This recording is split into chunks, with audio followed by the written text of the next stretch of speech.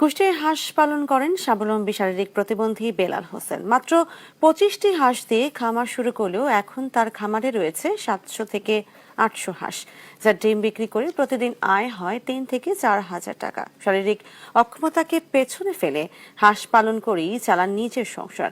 আর এই সাফল্য দেখে এলাকার অনেকেই করেছেন হাঁসের খামার, করছেন হাঁস পালন।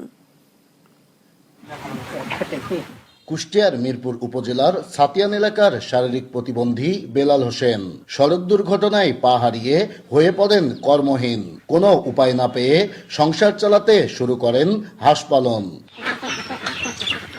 1991 সালে মাত্র 25টি হাঁস দিয়ে খামার শুরু করলেও এখন তার খামারে রয়েছে 700 থেকে 800 হাঁস, যার ডিম বিক্রি করে প্রতিদিন আয় হয় 3 থেকে 4 হাজার টাকা।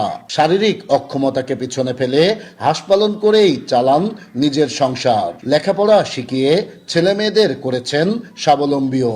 750-800 পর্যন্ত হাঁস আমি তৈরি করছি এবং মাঝে মাঝে দেখা যাচ্ছে হাঁসের অসুস্থ হয়ে পড়ে, তখন মারা যায়, ক্ষতিগ্রস্ত হতে হয়। এইভাবে আমার জীবন চলছে। আমার মতো লোকের পাশে যদি সরকারি কোনো অনুদান যদি পাওয়া যায় সম্ভব হয়, তাহলে আমি খামারটা একটু বাড়াইতে পারি বা আমার জীবিকাটা একটু যাতে স্বাচ্ছন্দ্যভাবে চলতে পারি, সেই দিকে আমি আঘাত হই। শারীরিক প্রতিবন্ধী বেলালের এমন সাফল্য দেখে এলাকার অনেকেই ঝুঁকছেন হাঁস পালনে, অনেকেই আবার গড়ে তুলেছেন খামার। দিন দিন এই গ্রামে বেড়েই চলেছে হাঁস পালন। এগুলো দেখে গ্রামের অনেকেই এদিকে হাঁস পালনের দিকে উদ্বুদ্ধ হচ্ছে।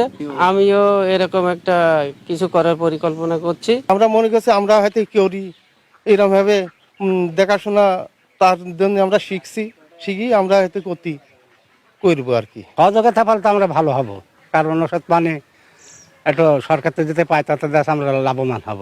আর এ হাঁস পালনে খামারিদের প্রশিক্ষণ পরামর্শ সহ সব ধরনের সহযোগিতা করছে স্থানীয় প্রাণী সম্পদ বিভাগ। প্রতিনিয়ত তাদের আমরা বিভিন্ন পরামর্শ প্রদান করছি এবং বিভিন্ন টেকনিক্যাল সহায়তা প্রদান করছি, যার প্রেক্ষিতে তারা সফলতার মুখ দেখছে। আপনারা যদি নিয়মিত টিকা প্রদান করেন এবং বায়োসিকিউরিটি প্রদান করেন, তাহলে আমরা মনে করি হাঁস চাষ অত্যন্ত লাভজনক হবে এবং হাঁসের রোগবালাই অনেক কমে যাবে। তারা যদি আমাদের কাছে কোনো সহযোগিতা কামনা করেন, তাহলে আমরা সবসময় প্রাণী সম্পদ বিভাগ মিরপুর তাদের পাশে দাঁড়ানোর জন্য সচেষ্ট আছি। সঠিক ব্যবস্থাপনা, রোগ প্রতিরোধ ব্যবস্থা ও আর্থিক সহযোগিতা পেলে এ হাঁস পালনে আরো আগ্রহী হবেন খামারিরা, এমনটিই মনে করছেন সংশ্লিষ্টরা।